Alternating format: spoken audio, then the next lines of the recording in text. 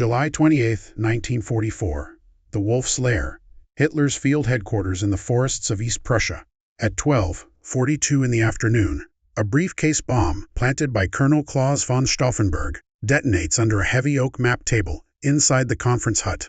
4 men die. Adolf Hitler survives, but his right arm is nearly paralyzed, his eardrums are ruptured, and wood splinters from the shattered table are driven into his legs, his hands, and his back. His personal physicians face one very specific fear: not the burns, not the concussion. The splinters, wood fragments buried in living tissue, are one of the oldest and most reliable ways to die slowly of infection, and Hitler's doctors have a recent reason to take that fear seriously. 17 months earlier, they had watched a similar wound turn fatal in a man they both knew personally. Reinhard Heydrich, the architect of the final solution, had been wounded in an assassination attempt in Prague in 1942, a wound that seemed survivable at first and then was not. Heydrich died 9 days later of overwhelming sepsis, likely because fragments driven into the wound from his car's shattered upholstery introduced bacteria his body could not fight off, though historians still debate the precise mechanism. Hitler's doctors did not want a second Heydrich. So the Führer of a nation that had spent 5 years building one of the most technically sophisticated chemical industries on Earth, a nation whose universities had produced more Nobel laureates in chemistry than almost any other country in the world, was treated for his infection risk with sulfonamide powder dusted into the wounds, the same limited option available to any German soldier on any front. Not penicillin.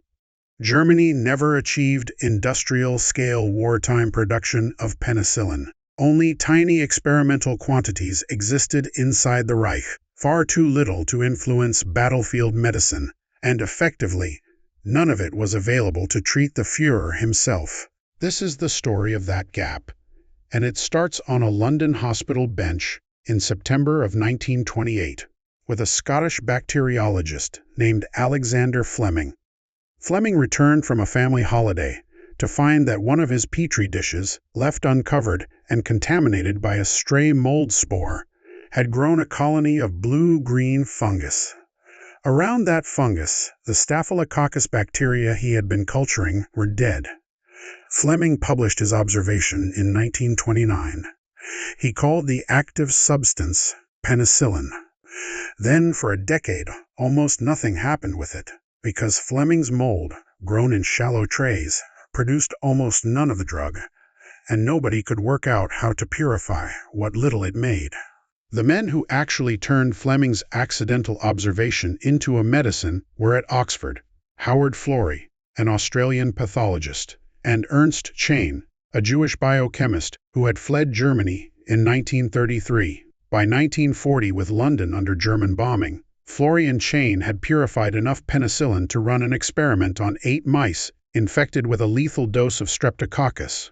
4 mice received penicillin, 4 did not. By the next morning, the untreated mice were dead and the treated mice were alive. Both scientists were so afraid the work would be destroyed in an invasion that they rubbed penicillium spores into the fabric of their own coat linings, so that if they had to flee, the mold itself would travel with them, hidden in their clothes.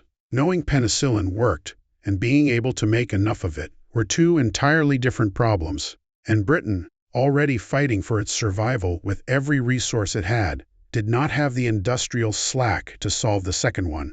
In the summer of 1941, Florey and his colleague Norman Heatley flew to the United States to ask for help.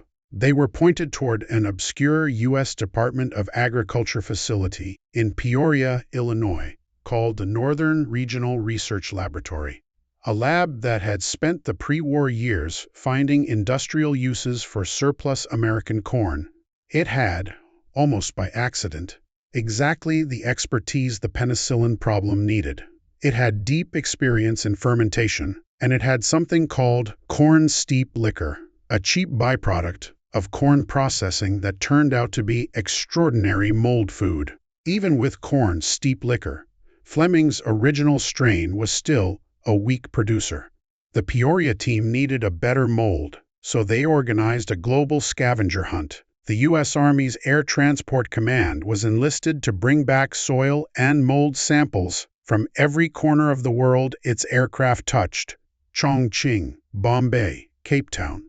Thousands of samples came in. Almost none of them beat the lab's own reference strain. Then, sometime in 1943, according to the traditional and best documented account, a lab technician at the Peoria facility named Mary Hunt, whose job partly involved scouring local markets for spoiled produce, brought in a cantaloupe from a Peoria fruit market with a growth of golden mold on its rind. Her colleagues nicknamed her Moldy Mary, though historians note that some details of exactly how the sample reached the lab have blurred over decades of retelling. What is not in dispute is the mold itself. It was catalogued as Penicillium chrysogenum, strain number NRRL 1951, and it produced many times more penicillin under the submerged tank fermentation conditions the lab needed than any strain tested from anywhere on Earth. Every major commercial penicillin strain used in the United States for the rest of the war descended from spores on that one piece of fruit. Even the cantaloupe strain needed to be pushed further. Miloslav Demarek, a geneticist at the Carnegie Institution's laboratory at Cold Spring Harbor, New York, had spent years using XRAYs to induce mutations in fruit flies. He turned the same technique on the cantaloupe mold. His team tested 5,000 X-ray-induced mutant strains by hand, one culture at a time, and found 504 worth a second look. Out of that process came a mutant called X1612, which produced roughly double the yield of the parent strain. Researchers at the University of Wisconsin then exposed X1612 to ultraviolet light and pushed the yield higher still. A fruit fly geneticist and an agricultural lab in the American Midwest had, between them, turned a piece of moldy fruit into an industrial organism. None of that mattered without a place to grow it by the ton. That place was Brooklyn. In the early 1940s, Pfizer was a mid-sized American chemical company, best known for pioneering the fermentation of citric acid from sugar, an unglamorous industrial process that happened to be the closest thing in existence to what penicillin production would require. A Pfizer chemist named Jasper Kane became convinced the company should abandon the shallow trays everyone was using for penicillin and instead grow the mold submerged in the same kind of deep steel fermentation tanks Pfizer already used for citric acid. His own company's vice president, John L. Smith, whose own daughter had died of a bacterial infection, laid out exactly how much of a gamble that was. The mold, Smith said, was as temperamental as an opera singer. The yields were low, the isolation was murder, and the purification invited disaster. Kane's answer was that it was a risk they had to take because, at that moment, it was the only way. Even if it was a gamble, Pfizer took the gamble.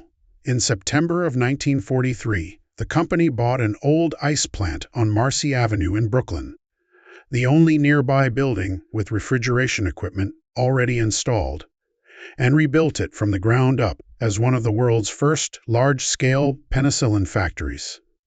It opened on the 1st of March, 1944, 14 tanks, each holding 7,500 gallons of fermenting liquid, running 24 hours a day, 7 days a week. Within months, according to Pfizer's own internal company history, a single day's output at the Brooklyn plant was exceeding everything the company had produced in the whole of 1943.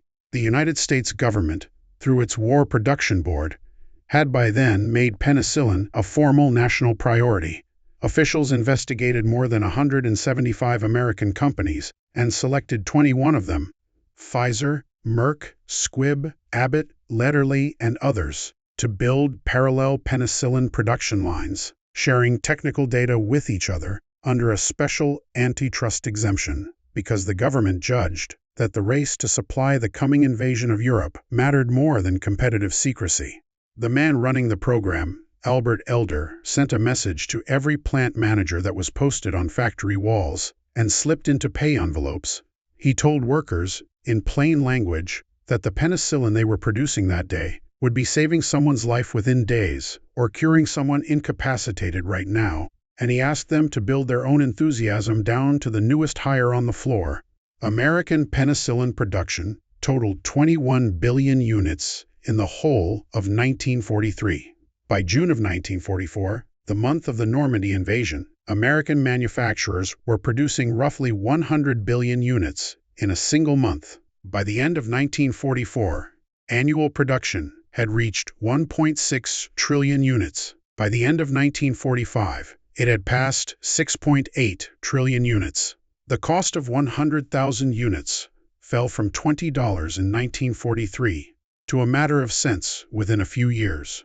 A drug so scarce in 1943 that the American government had to ration it between soldiers, burn victims, and dying civilians, and had to formally deny requests for it to treat cancer patients and children with meningitis because there simply was not enough, had within 2 years become abundant enough to sell over the counter at a corner pharmacy. Much of that ramp had been built around one specific target, the invasion of France. Planners around Howard Florey had warned as early as January of 1944 that Allied medical services in Europe might need billions of units of penicillin every month to handle expected casualties from what everyone understood would be an enormous and bloody landing. By the time the ramp reached full speed in the spring of 1944, that supply existed. A substantial share of the penicillin that came ashore with Allied forces on WWII, the 6th of June, 1944, came from Pfizer's converted plant on Marcy Avenue, alongside significant production from Merck, Squibb, and the other manufacturers racing alongside it. What that supply did, in measurable terms, belongs to the wounded men themselves. Gas gangrene, the deep muscle infection that had killed and maimed soldiers by the tens of thousands in the First World War, had been one of the most feared complications of combat wounds for as long as armies had existed. Medical monitoring by the British 21st Army Group in Northwest Europe found that among Allied troops with access to penicillin, gas gangrene occurred in roughly 1.5 cases per 1,000 wounded, and those who did develop it died at about half the rate soldiers had died from it earlier in the war. Some wartime medical observations from the same theater suggested German casualties, treated with sulfa drugs instead of penicillin, suffered notably higher rates of severe wound infection, though the exact scale of that difference remains debated among historians because of differences in treatment conditions, wound severity, and how the comparisons were recorded. Independent estimates from British and American military medical historians suggest penicillin saved somewhere around 15% of severely wounded Allied soldiers from death or amputation who would otherwise have lost the fight to infection alone, though that figure, too, is a historian's estimate rather than an exact count. Germany never solved the production problem. IG Farben, the immense German chemical combine that had given the world synthetic dyes, synthetic rubber, and industrial-scale nitrogen fixation, and that ran much of the chemical war effort for the Reich, could not turn Fleming's mold into a battlefield drug at any scale that mattered. This was not a failure of knowledge. German scientists understood exactly what penicillin was and what it could do. It was a manufacturing failure, the same engineering problem of turning a laboratory curiosity into an industrial process at a scale of hundreds of thousands of gallons, running around the clock, with product quality controlled tightly enough that every batch could be trusted.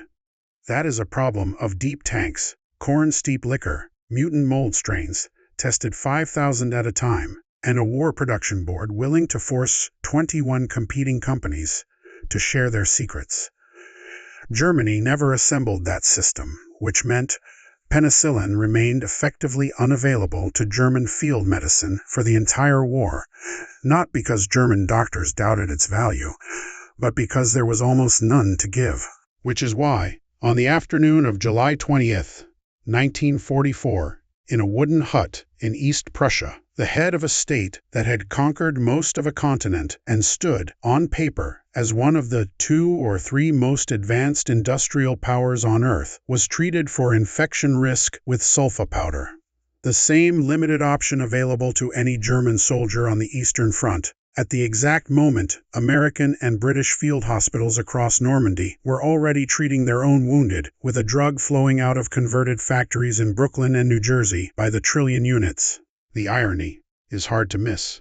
The war's most infamous man survived his own assassination attempt using the same limited, second-best medicine available to ordinary German soldiers, because the country he ruled, despite everything it had built, had never solved a problem that a converted ice plant in Brooklyn and an agricultural research lab in the middle of Illinois had solved together. The gap between those two outcomes was not tanks or planes or artillery. It was fermentation tanks, and a moldy cantaloupe, and a lab technician willing to bring it in from a grocery store, and a chemist willing to bet his company's wartime production on a gamble his own vice president called murder to isolate and disaster to purify. The people behind that gap mostly never became famous. Mary Hunt went back to an ordinary life in Peoria. Miloslav Demarek kept running his genetics lab at Cold Spring Harbor. Jasper Kane and John Smith kept running Pfizer's Brooklyn operation long after the guns went quiet. None of them fired a shot. What they built instead was the reason a wounded American private bleeding into the Normandy mud in June of 1944 had a measurably better chance of walking home than a German soldier bleeding a few hundred yards away, and the reason the man who started the war ended up treated in his own headquarters with the second-best drug in the world. If stories like this are worth your time, a like helps keep them in front of the people who are looking for the real record instead of the myth. Subscribe if you want the next one. There are more of these ordinary things that turned out to be the whole war.